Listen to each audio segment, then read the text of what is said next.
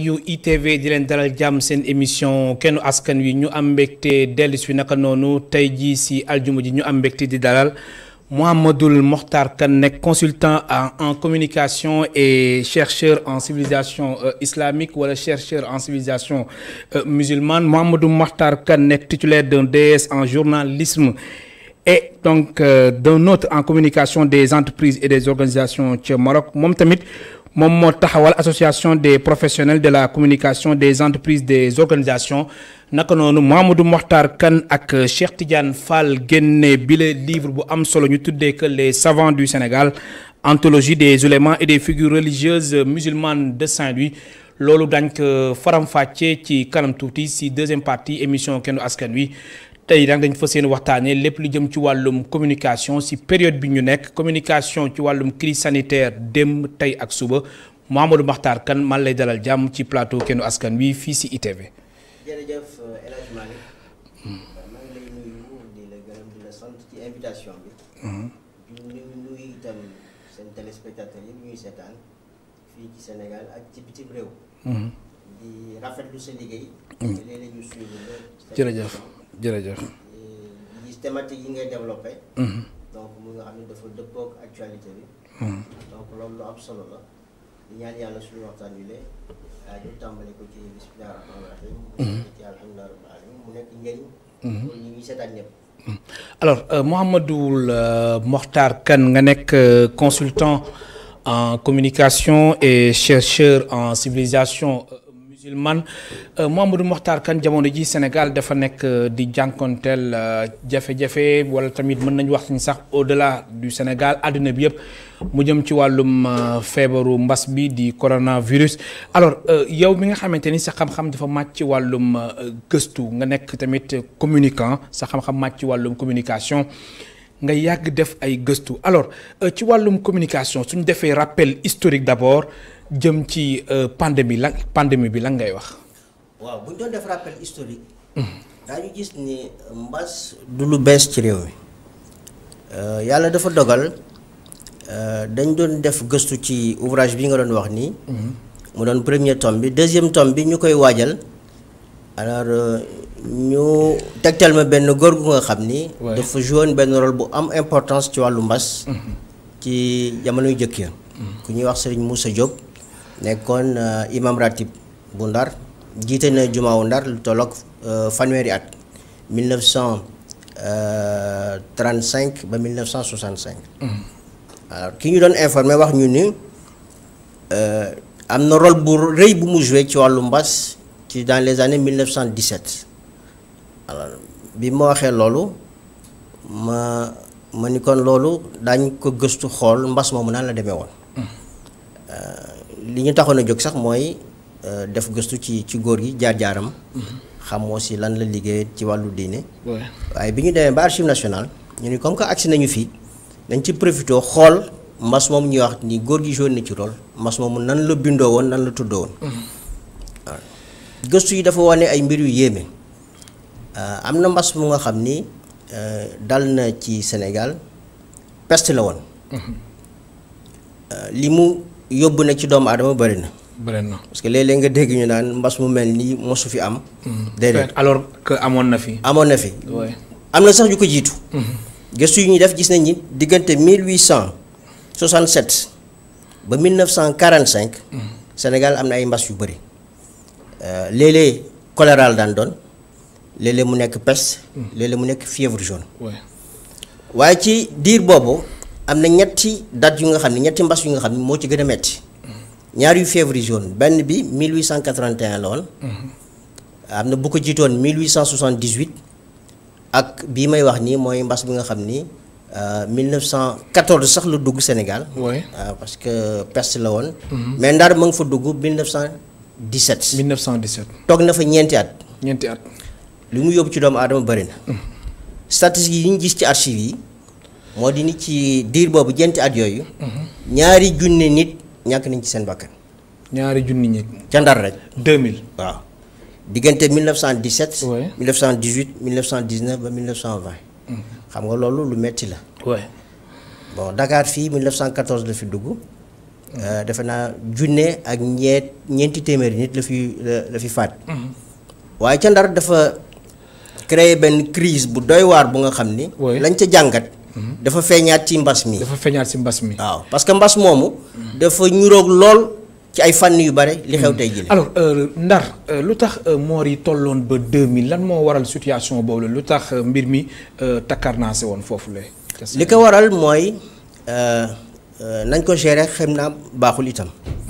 ndax xam nga mbas moomu mooy feebaru peste bi mujj ci àdduna bi gën a rëy mi ngi juddoo Asie continent asiatique la juddoo law ñëw ci dëkk yu bari dugg Sénégal jamono jooju xam nga avion amagul woon.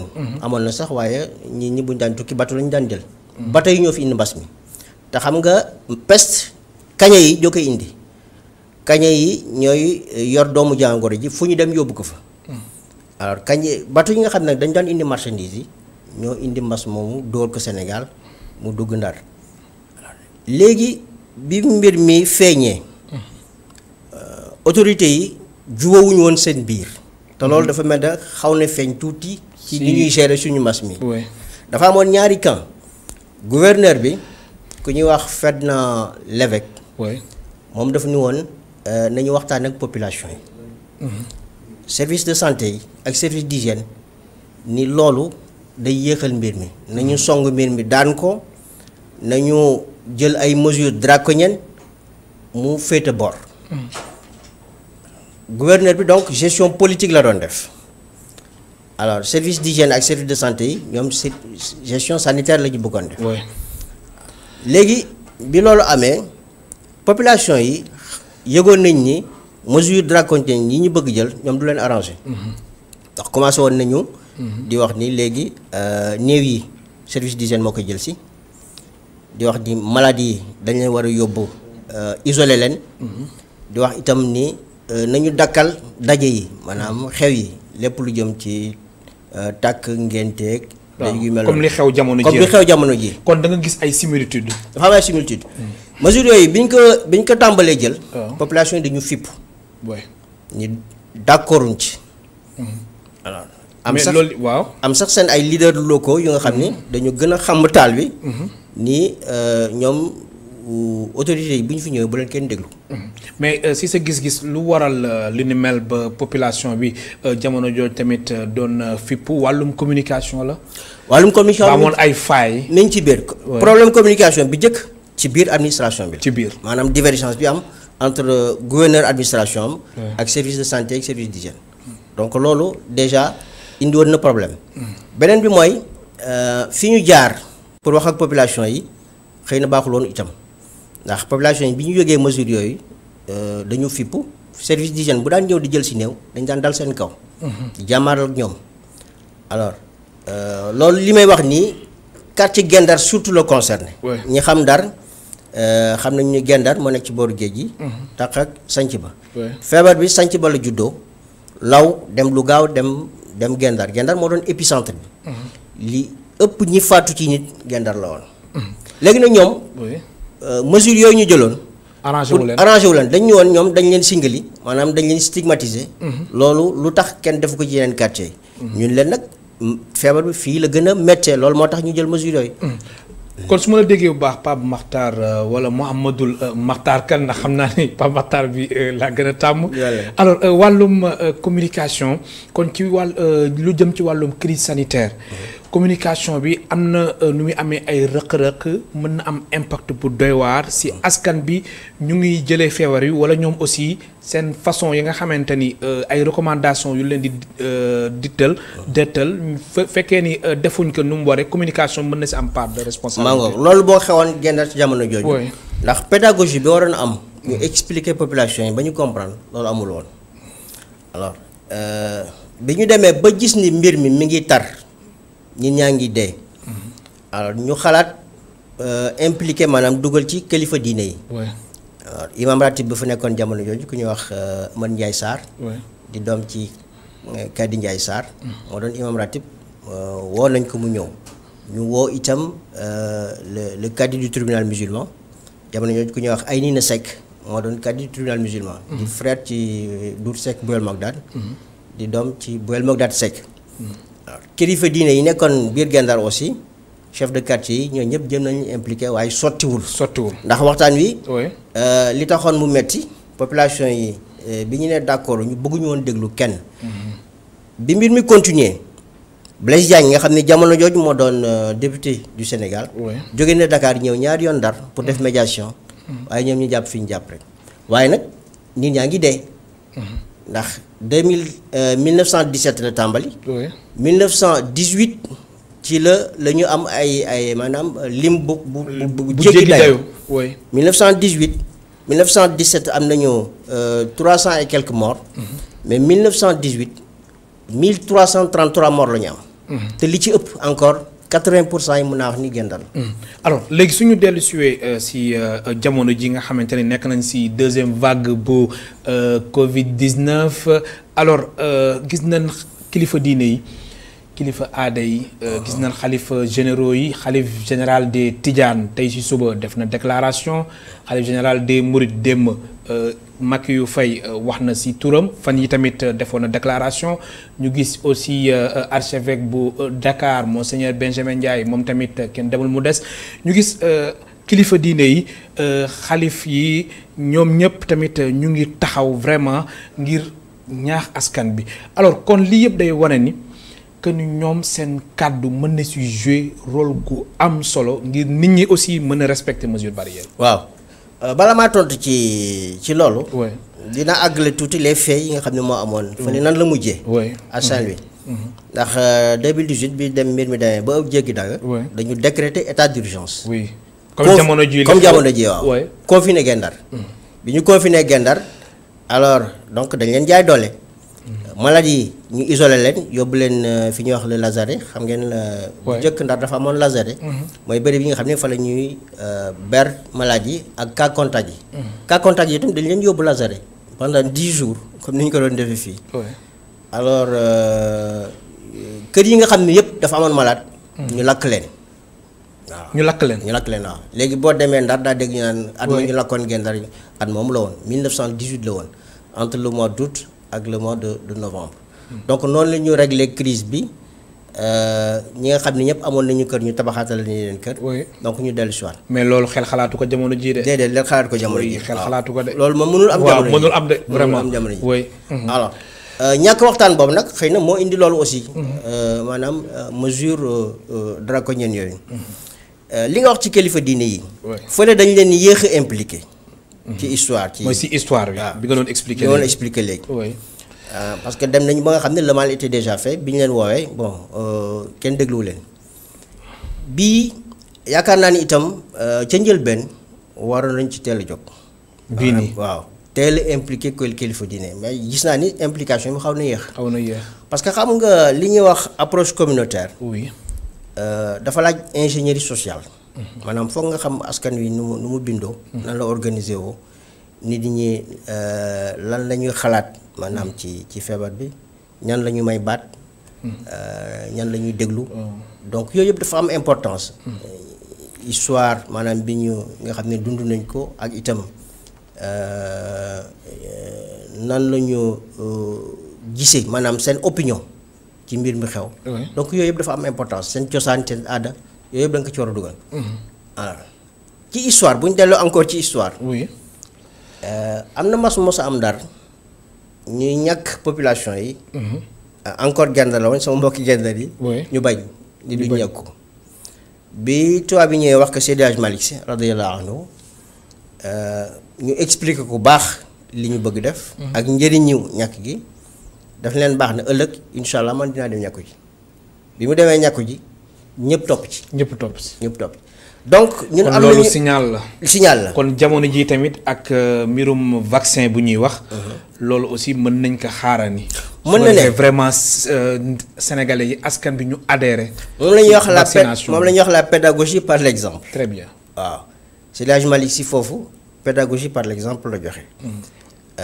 suñu réew am na nu mu bindoo bari nañu ay kilifa diine bu ñu leen expliquer bu baax. maanaam mbir mi am mën nañ ci jàpp. wax naa ni léegi yéex nañ leen impliqué même approche communautaire bi sax ci boppam yéex nañ ko def. dafa des. waaw dafa des man maa ngi fàttaliku mbir mi bi mu tàmbalee invité nañ ma ci benn chaîne benn plateau de télévision boobu ñaari cas la ñu amagum wala ñett. oui.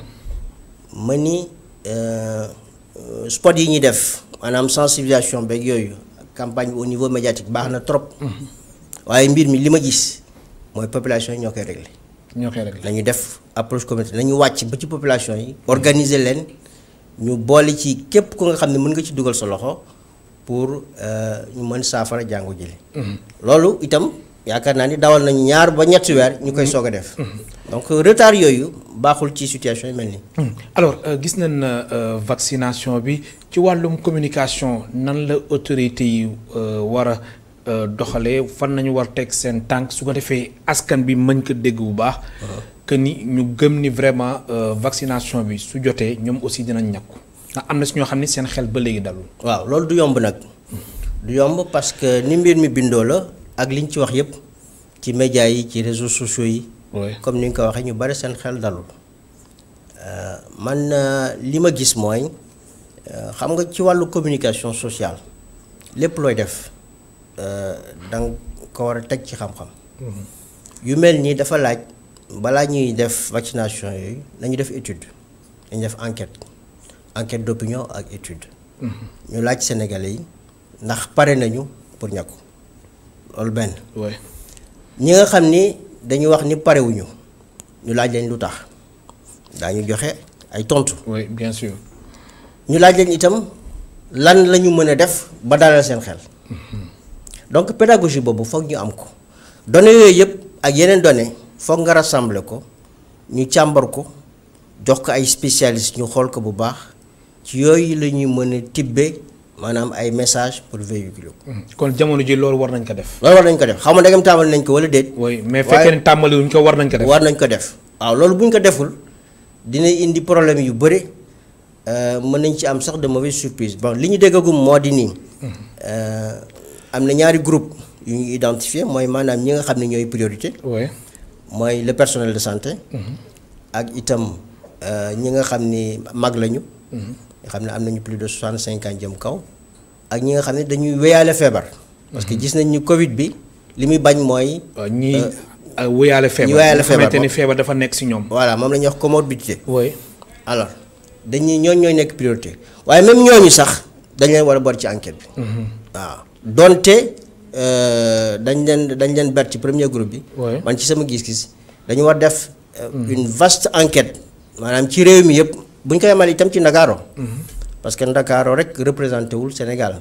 dañu dugg am un échantillon très représentatif ñu xool ci gox yeeg goxaan yëpp ñu jël fa ay nit ñu poser leen question yooyu bu ñu amee résultat études yooyu. daañu mën a xam fan la ñuy teg seen tànk ak ban communication la ñuy def. am na solo ma fàttali suñu mbokk téléspectateurs ñu ngi dalal Mouhamadoul Mokhtar Kane nekk consultant en communication naka noonu mu nekk chercheur en civilisation islamique mën ngeen participer ci émission bi soo leen wootee ci 88 628 74 74 88 628 74 74 alors Mouhamadou Mokhtar Kane wàllum communication gis nañ suñ ko waxee mbir mi am na lu ñuy wax communication institutionnelle alors des fois ñi nga xamante ni dañuy jàllale ci communication jëm ci wàllum communication institutionnelle wala yooyu est-ce que ñoom du ñu jiital nit ki nga xamante ni moom moo fa nekk mooy seen ministre wala seen responsable wala tamit njiitu réew mi est-ce que loolu du erreur. waaw loolu bokk na ci li sooxeel de manière générale sax mun naa wax communication gouvernementale ci situation yu mel nii. oui. parce que dañu am maanaam ay régime yu fi jaar yu nga xam ni forme de communication yi miinuñu ko bu baax. xamuñu ko. li ñu xam mooy communication bi nga wax institutionnelle. communication politique. loolu la ñu gën a yitteel. waaye lépp lu jëm ci askan wi maanaam yee askan wi. dafa sooxe lool ci réew mi. dafa sooxe. waaw dafa sooxe te loolu moom la ñuy wax communication pour le développement. dafa manqué ci réew mi. communication pour le développement ci gàttal mooy communication bi nga xam ni dafa yee askan wi ci jafe-jafe ak jàngoro yi nga xam ni moo ko wër. comme jamono ji. bu ñu yeewee askan wi ba pare mu dugal ci loxoom pour saafara ko loolu mooy communication pour le développement changement de comportement yi ñuy wax mi ngi ci biir. mu ngi ci biir mi ngi ci biir loolu nag dafa laaj ñu taxawal ko. maanaam ñu institutionnaliser ko dugal ko ci politique gouvernementale. dafa manqué. muy communication pour le développement. pour le développement am na réew yu ko am mais ñun amaguñ ko. bon erreur boobu ngay wax dañ koy constater tous les jours effectivement. oui parce que boo jëlee communication des ministères. parce que boo boolee communication des ministères mooy nekk communication gouvernementale en quelque sorte. cellules yi fa nekk ak conseil technique yi li ci bëri communication du ministre la ñuy gérer lu ci bëri. c'est vrai que am nañu ay expérience yu fi ne parce que ci wàllu sida ci wàllu paludisme. ci wàllu aussi tuberculose. ak même planning familial. am na ay expérience yu ñu fi développé. gouvernement bi moo ko développé. waaye boo koy xool ba ci biir boo ko jàngatee communication la bu nga xam ni ñi koy doxal souvent ay cabinet privé la ñuy doon wala ay consultants yu mel na ñun. donc gouvernement bi amuñu expertise boobu gisuñu ko ci politique gouvernementale te jot na nag ñu taxawal ko jox ko ay moyens. parce que communication la boo nga xam ne aussi dafa laaj ay moyens. dafa laaj aussi une volonté politique. loolu yaakaar naa ni buñ ko dugalee ci communication gouvernementale bi dina régler problème yu bari ci Sénégal. aussi bien ci wàllu jàngoro yi parce que jàngoro yi bari nañu du Covid rek moo fi ne. li mel ne ay diabète ay hypertension. yu mel ne ay cancer yooyu war nañu leen defal programme yu mel na comme communication bi ñuy def nii pour Covid 19 xëy na du am intensité boobu waaye dafa nekk yu nga xam ni foog ñu taxaw ci. pour mën saafara ko dafa laaj itam du temps. communication yooyu parce que changer comportement yi yombul. waaw ça demande du temps te ay programme yi nga xam ni à moyen terme lay doon ou bien à long terme. donc ci 5 ans nga koy def wala ba ci 10 ans. yooyu nag tant que amagul même problème civisme yi ñuy wax fii sax. du dañ waaw kon da nga jàpp ni communication pour le développement suñ ko amoon jamono ji mbas mi mbir mi mën na bañ a àgg fii benn. ñaareel ba aussi mën na tax ñi nga xamante ni du ñu respecter mesures barrières yi ñu respecté wu. tout à fait ndax boo ko xoolee fii ñu nekk nii. boo xoolee bulletin yi joxe tous les jours. ci point de presse bi. man sax du ma ko woowee point de presse man pour man déclaration de presse bi. point du jour bi. waaw parce que point de presse pour man. bon lii parenthèse la. point de presse dafa war a am jeu question réponse. waaw comme conférence de presse. li ko wutee conférence de presse mooy conférence de presse moo gën a yaatu. tout simplement mooy gën a jël temps. mais léegi jamono ji moom point de presse moom déclaration rek. déclaration parce que comme ni lay lire rek li ñu waroon def mooy. conférence de presse mu nekk dialogue ak journaliste voilà waroon nañu bàyyi journaliste yi ñu poser au moins benn wala ñaari question sax. mais loolu amu ci bon xam nga kan moo jël mesure boobu mais njuumte la. waaw point de presse dafa war a am jeu question réponse kon yow da nga jàpp ni point du jour bu ñuy def tous les jours waa ministère de la santé di joxe nombre de cas yi si sa gis-gis dafa war a nekk benn jàkkaarloo ak taskatu xibaar yi waaw face à face. waaw noonu la waroon demee parce que amul dara lu ñuy nëbb. communication yi mais tamit loolu suñ ko doon def tous les jours tamit est-ce que du xaw a doy waar. déedéet du doy waar xam nga journaliste yi. peut-être mu nekk lu hebdomadaire wala. non jeu question réponse yi mën nañ ko limiter. ñu limiter ko. waaw mën na nekk benn wala ñaari question sax ci maanaam ci stratégie yi ñu doxal. ak ci actualité bi. ok bon loolu dina gën a jox maanaam dynamisme communication sur ce sujet là. man li ma jaaxal sax mooy journaliste yi ñoom tam lu tax ñu nangu loolu parce que seen métier. li ko laal mooy liberté d'opinion et d'expression. bien sûr man en tant que journaliste du ma ñëw ci point de presse ñun ma doo fi jël kàddu. ah non damay jël kàddu damay poser question. donc ñoom loolu waruñu ko woon nangu. loolu njuumte la. alors donc li ma bëggoon wax moo di ni ci approche yi ñuy doxal nii. li gënoon pour le moment mooy ñu boo xoolee statistiques yi nga xam ni mooy génn di gis nañu cas communautaires yi bari nañu. oui bari nañ trop. alors donc réponse bi ce sera communautaire. la réponse sera communautaire. nan la ñuy def nañu redynamiser comité yi fi newoon parce que am na comité yu jógoon commencé woon dugg ci quartier yi di xeex mbas mi ci sama gis-gis dañ leen war a institutionnaliser mooy maanaam ñu jox leen un caractère officiel. préfet bu ne ak sous-préfet yi gox ya ñu nekk nañu jël arrêté ñu taxawal wala yeesalaat comité yooyu. quartier bu ne mën na am benn comité dëkk bu ne wala village bu ne mën na am benn comité bu fekkee ni quartier bu rëy la ñu xaaj ko def ko ñaar question d'organisation rek la ci sama gis-gis comité bu ne juróomi nit yu farlu yu takku mën nañ ko doxal da ngay am benn président benn vice président ak ñett ñu nga xam ne dañuy diriger ay commission da ngay am commission bu nga xam ni di ko tax a jóg mooy sensibilisation communication ak itam di dem ci ñi di wax ak ñoom parce que loolu fi mu ne nii loolu rek moo fi sës mënuñu def ay rassemblement bon nga am comité bu nga xam ni moom mooy def mooy yor maanaam tout ce qui est logistique saabu yeeg ak gel yeeg ak masque yeeg yooyu ñoom mën nañu gérer loolu ak comité bu nga xam ni ñoom ñooy waree tout ce qui est santé ak hygiène yooyu yaakaar naa ni bu ñu ko doxalee noonu ci dëkk bu ne ak ci gox-goxaan bu ne daañu mën a am c'est-à-dire des comités très dynamiques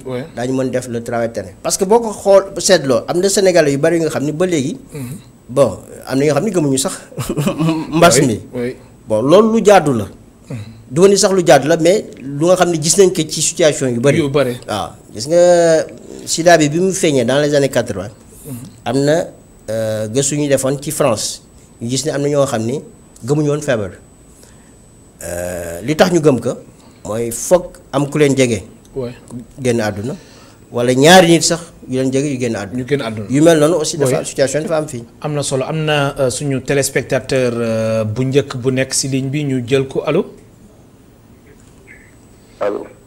allo oui. kilifa gi bismillah. sëñ bi ñu ngi lay ziare. alhamdulilah delloo ziar fa nga ñu woowee. maa ngi leen di wooyee Xombol. Xombol bismillah ñu lay déglu. waaw macha allah waxtaan bi am na solo bu baax a baax. ñu ngi remercier sa invité bi. jërëjëf. parce que dafa wax lu am solo ci wàllu communication ñu nemmeeku lu bare bari ci mbas mi. ci wàllu communication lu rate franchement. départ bi ba tax na fi ñu toll nit ñi comprendre nu réellement feebar bi. tey boo wàccee ci gox yi ñuy wax goxaat yi da ngay gis ni. acteurs de développement yi mooy personne ressources yi nga xamante ni ay porteurs de voix la. dañ leen a ignorer complètement parce que boo seetloo ndimbal li état bi doon joxe. dafa tax nit ñi doo bon autorités yi ñenn ñi dañ ko politiser ba ñi ëppoon solo ci affaire bi dañ leen ko ignorer ba mujj woon dugg ci biir. foo dem am na ñoo xamante ni bu nekkee ci mbir mi di yëngu ak di sensibiliser rek nit ñi mën leen bàyyi xel. mais malheureusement lu ñëw Sénégal dañ koy politiser ba far duñ mën a jël affaire bi au sérieux. donc tey lu bare bare dañoo raté ci côté organisation ba nga xamante ni finalement mënut noo taxaw pour joxante loxo pour xeex yi nga xamante ni moo di Covid bi. parce que jàpp naa ni boo jëlee village par village quartier par quartier. am na ay tanoor yu fa nekk ñoo xamante ni bu leen waa quartier bi gisoon ñu joxante loxo rek di sensibiliser nit ñi dinañ gis ni kat lii lu sérieux la. mais bu fekkee dañuy gis ni ñuy xaw a féete ci état bi wala ñuy xaw a féete maire ñoo bay seenu yoon di dem ñu ci def bay seenu yoon di dem fële nit ñi dañuy gis ni ay parti politique ñoo jël di wax ba léegi dañuy mel ni ku nekk ci campagne dañuy mel ni ku nekk ci kuy préparer ay élection donc te war na demee noonu war na nekk loo xamante ni tey dañuy gis nit ñi dañu naan sax mais ñi nga xamante ni mosuñoo bokk parti politique tey ñu joxante loxo kon li xew moom lu sérieux la ñi nga xamante ni daawuñu tuddante ñi nga xamante ni ku ci nekk daan bay sa waat ci politiquement ñii di aw fële day ñoom ñëpp ñu joxante loxo ci quartier bi bu ko defee waa quartier bi nag gis ni kat di ñëw am na doole il faut ñu digli ñii di wax mais malheureusement loolu amut te loolu franchement fekk defuñu ko pour nit ñi ñu wax leen lu dugg seen bopp day xaw a jafe il faut ñu demaat ci base bi dem village par village quartier par quartier ñu boole fu ci nekk ña fa nekk te nekk ay porteurs de voix nekk ay tanoor ñu boole leen organiser leen ba ku ñu jógandoo waxandoo dinañ xam ne kat ñii ñooy waa koñ bi ñii ñooy ñu war a wax kon vraiment am na lu sérieux lu am. am na solo. donc loolu laa du ci doon dolli rek parce que dafa wax lu am solo ci wàllu organisation mooy remarqué ni franchement loolu. dafa koo xaw a ñàkk ci xeex bi. effectivement parce que dégg dina xaw a jafe pour ñu convaincre askan wi. merci beaucoup maa ngi leen di sant bu baax di leen gërëm. di la gërëm bu baax di la sant Mouhamadoul Mokhtar Kane ñoo ko déggandoo. waaw li mu wax lu am solo la. parce que gox bu ne ña fa dëkk. ñoo gën a xam gox ba.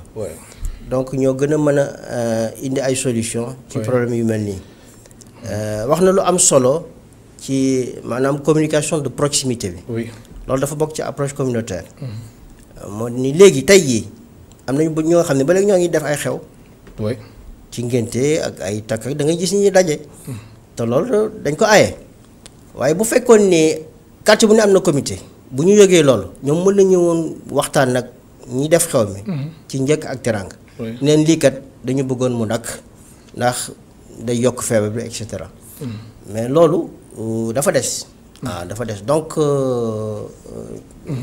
bu ñu yeesalaatoon maanaam comité yi ñu jox leen seen gëdd jox leen itam ay moyens parce que wax nañ fi ay moyens yu bëri mais kenn du ko gis souvent à la base maanaam du wàcc ba ci ñoom mi daal moyens daf ko war accompagner waaw moyens da ko war accompagner parce que lu mel ni li jëm ci masque yeeg gilet et cetera comité yooyu war nañu mën a dem ba ci école yi ci daara yi ci marché yi fu ne ñu fay dugg di xool comportement nit ñi ak aussi di alerter bu fekkee ni am na population yi nga xam ni nanguwuñu maanaam tegu ci yoon ñoom mën nañu jël contact rapidement ak les autorités loolu ñu saafara ko Mouhamadoul Mokhtar Kane lu ñu dese ci ay simili bëriwul du ñàkk ñu ñëwaat ci aspect yi jëm ci wàllum communication alors livre bi mu ngi tudd les savants du Sénégal anthologie des oulémas et des figures religieuses musulmanes de Saint-Louis nga bind ko ak Cheikh Tidiane Fall mu nekk tome 1 alors lan nga mën a expliquer suñu mbokk téléspectateurs yi jëm ci wàllum ouvrage bi waaw jërëjëf El Hadj Malick ouvrage bi génn xëy na léegi mu def at dafa naa ci février 2019 la génn donc édition Al Buraq ñoo ko publier maa ngi ceeg sama xarit sama doomu ndey Cheikh Tidiane Fall di universitaire bu mag di boroom xam-xam di jàngale ci UGB di fa jàngale langue arabe ak traduction li ko taxoon a jóg moo doon fàttaliku mag ñi nga xam ni ci wàllu diine amoon nañ fi taxawaay bu rafet ndax ñun dañuy faral di fàtte toujours ci domaine yëpp nag du ci diine rek mais dañuy faral di fàtte toujours nit ñi nga xam ni jaar nañ fi ci wàllu politique ci wàllu économie dans le domaine social ñoo xam ni amoon nañ fi def nañ fi liggéey bu am solo ñu ne woon nag dina baax comme que Ndar dëkku diine la dëkku diine aussi la mos a doon ñi nga xam ni jaar nañu Ndar ci jamono yu jëkk ba léegi ñu def maanaam téere bu nga xam ni dina indi seen jaar-jaar ñun ci suñu bopp daañ ci jàng lu bëri waaye ñi nga xam ni itam suñuy doom la ak ñi ñëw ëllëg daañu xam ni Ndarkat am na ñoo xam ni ba fi surtout tubaab bi nekkee am na taxawaay bu wér bu ñu amoon ci wàllu diine taxawaay bu nga xam ni nit ñi war nañ ko xam surtout ci wàllu histoire am na solo nga baal ma am na keneen ku nekk si ligne bi ñu jël ko allo allo allo waaw maa lay dégg allo waaw bismillah kilifa gi fa nga ñu woowee waaw maa ngi woowee Cambérène bismillah ñu lay déglu waaw kii émission bi doon daw léegi tey bi soose bi waaw moom laa doon seetaan léegi mais numéro am laa soxla woon quoi waaw après mën nga woote si réseau bi serveur vocal bi nga bañ a quitté wala su émission bi jeexee nga woote ñu mën la ko jox incha allah di la gërëm baax di la sant Mokhtar waaw donc liñ ci li taxoon na jóg téere bi xëy na mën nañ ko tënk ci ñetti tomb bu njëkk bi moo doon delloo njukkal suñu mag ñu baax ñooñu ndax itam yaakaar naa ni bu dul woon ñoom tey jii xar kanam l'islam ci Sénégal mën a demee neneen waaw ndax jàmmaar nañu fi ak tubaab bi parce que xam nga Ndar moo doon capital bi tubaab bi lépp lu mu daan nas Ndar la ko daan tàmbali jëm nañu def lu ne pour néewal doone l'islam waaye saa yu ñu tegee ay pexe rek suñu mag ñi indi yeneen pexe teg effectivement waaw loolu lu am solo la am na aspect yu ñu développé ci ouvrage bi beneen bi mooy bàyyi nañ fi ndono ci ay valeur yu rafet ci wàllu xam-xam alors doon na baax aussi liñ fi bàyyi surtout ñu jàngat ko mën ko jëriñoo bari na ñoo xam ni bind nañu li ci bari nag en arabe la waaye dafa mel na même suñu autorité sax ñoom production boobu ñoom itteelu leen te jot na itam ñu taxaw ci œuvre yooyu ñu valoriser ko vulgariser ko maanaam wesaare ko ñi mën ko jëriñoo am na solo waaw beneen bi ci ñetteelu tomb bi may terminer mooy dañuy ñaan aussi ñi nga xam ni képp nga xam ni chercheur nga moo xam universitaires yi professeurs yi moo xam islamologue yi la moo xam itam étudiants yi nga xam ni ubbi nañu ay bunt gëstu recherche parce que ouvrage bi ku ko lire daa gis ni am na ay piste de recherche yoo nga xam ni ku ci jaar daa ci mën jëli lu am solo. aussi bien ci wàllu xam-xam itam ci wàllu diine. alors si wàllum recherche jaar ngeen archive nationale. waaw jaar nañ fa. oui parce que ay recherche yu mel ni boo koy def d'abord da ngay dem ci famille yi. effectivement. waaw parce que ay kilifa la ñu nga xam ni seen ay doom seen ay sët ñoo ngi fi. donc foofu ngay jëkkee taataan ci ñoom dara boo taataanee ci ñoom dara léeg-léeg itam seen ay taalibe parce que ñu ci bari ay jàngalekat la ñu woon. wala seen ay jegeñaale daañu la mën mottali maanaam li nga doon wut waaye léeg-léeg itam ñu dem archive nationale gëstu fa itam xool lan moo fa nekk. ndax xam nga tubaab yi ñoom daan nañu def ay fiche de renseignement. waaw ñoom dañ daan def sëriñ si yëpp ku ci ne da nga am fiche de renseignement. boo demee archive nationale fii à Dakar mi ngi fi ba léegi alors boo demee ci fiche yooyu daa ci jàngat lu bare ci li ñuy bind ci sëriñ si am na lu nga xam ne nag dëgg la waaye am na lu nga xam ne du noonu. am na itam ay njuumte yu bare. yu ci nekk loolu dina baax aussi suñu chercheurs yi ñuy def attention. ci li fi tubaab bi bàyyi. pour wax ni itam suñu histoire bu fekkee ni dañu bëgg mu mat maanaam buñ koy bindaat bu ñu yem rek. maanaam ci lu fi tubaab bi bàyyi. kon da nga bëgg juñu wàllum histoire générale du Sénégal wala. déedéet du loolu sax. waaye léeg-léeg nga gis ku bind. te du dem archive nationale wala du dem ci famille bi wala famille maanaam du li ñuy wax source orale yi. daf koy négliger beneen négligence bu ma gis ci ñu bari ñuy bind mooy source arabe yi aussi parce que source arabe yi kenn mënu leen dindi ci histoire Sénégal. làkkum arabe moo fi jiitu làkkum tubaab. suñu mag ñi dañ daan bind suñu maam yi dañ daan bind. te bind nañu ay œuvres yu bari yu nga xam ni loolu boo jàngulee arabe doo ko mën a xam.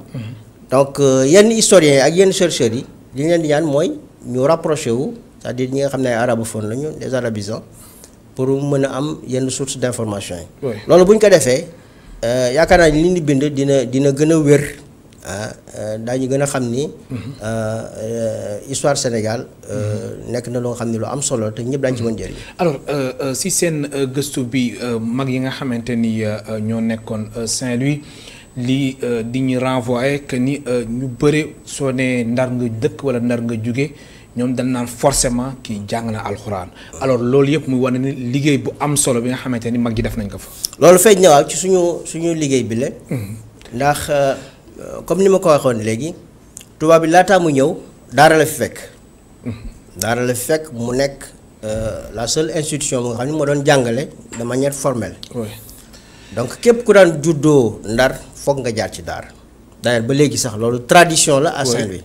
waaw mais est-ce que la woon dem moo nekk tey. ba léegi ma nga fa sax. mun naa wax xëy na bon am na lu ci wàññeeku. waaye ba léegi ma nga fa. waaw néew na loolu nga gis ku juddoo ndar. te du jàng alxuraan. exact waaw doomu ndar ak lu mu dëng. loolu dëgg la dina jàng alxuraan. waaw loolu moom c'est lu leer la. waaw loolu moom defe naa ñëpp xam nañ ko. alors donc loolu lu am solo lu nga xam ni ci histoire baax na aussi ñi ñu xam nga tubaab yi bi ñu ñëwee dañu bëggoon néewal doole daara parce que ñoom dañu bëggoon samp seen école française ñu gis ni daara dafa concurrencer école française parce que bi ñu école yi ñu njëkk ubbi kenn demu fa ñu ni kon ñoom bu ñu bëggee taxawal seen école foog daara dellu ginnaaw waaw lu toll ak 50 ans doon nañu xeex ak sëriñ si à Saint-Louis waaw maa ngi renvoyé ñuy seetaan ci ouvrage boo nga xam ni professeur Mamadou Ndiaye maa ngi koy nuyu au passage. def na ci une thèse l'enseignement arabo-islamique au Sénégal. mi ngi expliquer ci page yu bëri maanaam jàmmaarloo bu nga xam moo amoon diggante sëriñ yi nekk Ndar ak surtout administration coloniale bi. mode pexe bu ne def nañ ko pour néewal doole daara. waaye suñu mag ñi ñoom tam amoon nañu ay stratégie pour que ñu sàmm daara mën a wéy. donc loolu lu am importance la lu nga xam ni mën na ci jàngat lu bëri yeneen jàngat aussi yu nga xam ni mën na ci feeñ ci wàllu jàngalum alxuraan xam nga mag ñi ci wàllu pédagogie wane nañ fii mbir yu nga xam ne xëy na sax ñun après lañ ko xam li ñu naan classe à double flux mag ñi pratiqué nañ ko avant la lettre li ñu naan itam classe multigrade mooy nga yor daara ju nga xam ni niveau yi bokkuñu. mag ñi ba léegi sax dañ koy def. effectivement donc yooyu ay valeurs pédagogiques yi nga xam ni jaar na ñu xuus ci wàllu recherche. ak même ci xale yi të. góor gu mel ne sëñ Modou Cissé nga xam ni. loolu yàlla daf ko ci mayoon. daan na wax ni xale bu juddoo ba yu am fukki at ak ñaar. mën nañ ko jubbanti. xam nga loolu pédagogie bu wóor moo ko lal. waaw waaye nee na nag bu weesoo fukki at ak ñaar moom. kenn mënatu ci dara. loolu ay piste de recherche la. effectivement ci wàllu pédagogie. donc borom xam-xam yi yëngu ci wàllu social rek ak ci wàllu diine yaakaar naa ne war nañ ci mën trouver des objets. donc de recherche. ci wàllu mu nekk lu am solo li yëpp aussi day wane ni que ni histoire comme jamono ji ñu toll ci crise sanitaire bi histoire wala historiens yi foog ñu impliqué leen ci biir. waaw. ak ñeneen pàcc yi linguistique yeeg lépp. waaw loolu lu am solo la parce que communication sociale. dafa am aussi ay limites. am na ñu ma dégg ñu naan nañu expliquer rek population yi ñu comprendre waaye explication bi dafa xaw complexe. gis nga li ñuy wax approche pluridisciplinaire mooy maanaam ñi nga xam ne dañuy xeltu. te seen xam-xam jëm ci doomu aadama. ci askan wi. ñoo ñëpp dañ leen ci war a boole. li xewoon maanaam bu njëkk ci peste bi à Saint-Louis historiens yi waroon nañu servir d'enseignement ci li xew tey jii. sociologue yi psychologue yi anthropologue yi psychosociologue yi ak socio-anthropologue ci lañ bokk. ñi nga xam ni itam ay linguistes lañ dañ leen di fàtte. linguiste ñi nga xam ni seen xam-xam dafa màcc maanaam ci kàllaama yi. ñooñu aussi gis naa ni dafa mel ne kenn boolewu leen ci mbir mi. te dañ leen ci war a boole. dañ ci war a boole même sémiologue yi sémiologie. mooy ñi nga xam ni seen xam-xam dafa màcc ci nataal. waaw xam nga nataal photo image ak yu mel noonu. parce que xam nga nataal yi dañu wutee. te nataal bu ne am na lu muy junj. ñooñu aussi dañ leen ci war a boole.